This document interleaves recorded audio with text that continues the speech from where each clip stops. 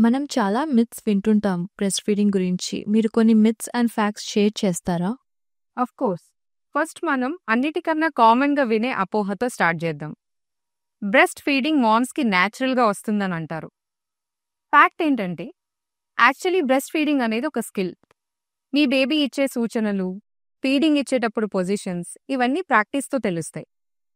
ఫస్ట్‌లో కష్టంగా ఉంటుంది. అది నార్మల్. టైమ్ అండ్ సపోర్ట్‌తో ఈజీ అవుతుంది.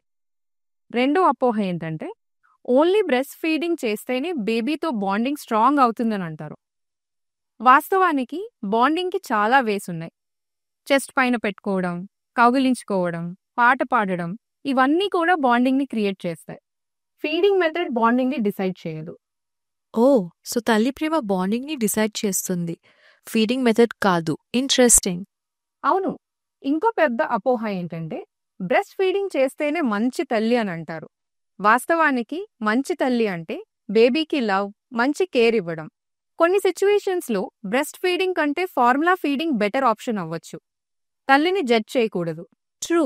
చాయిస్ సిట్యుయేషన్స్ మీద డిపెండ్ అవుతుంది. తల్లిని గిల్ట్ ఫీల్ చేయకూడదు. ఎగ్జాక్ట్లీ. ఇంకొక మిత్ ఏంటి అంటే, ఫార్ములా ఫీడింగ్ హార్మ్ఫుల్ అని. నిజానికి ఫార్ములా సేఫ్, రెగ్యులేటెడ్ అండ్ న్యూట్రియంట్స్‌తో ఫుల్‌గా ఉంటుంది. లాక్స్ ఆఫ్ బేబీస్ హెల్తీగా గ్రో అవుతున్నారు ఫార్ములా ఫీడింగ్‌తో. కరెక్ట్‌గా యూజ్ చేస్తే ఫార్ములా కూడా ఒక స్ట్రాంగ్ ఆప్షన్. సో ఫార్ములా కూడా ఒక సేఫ్ బ్యాకప్ అని క్లియర్‌గా అర్థం అవుతుంది. అబ్సల్యూట్లీ. బ్రెస్ట్ ఫీడింగ్ గానీ, ఫార్ములా గానీ రెండిటికి గోల్ ఒక్కటే, బేబీకి న్యూట్రిషన్ ఇవ్వడం.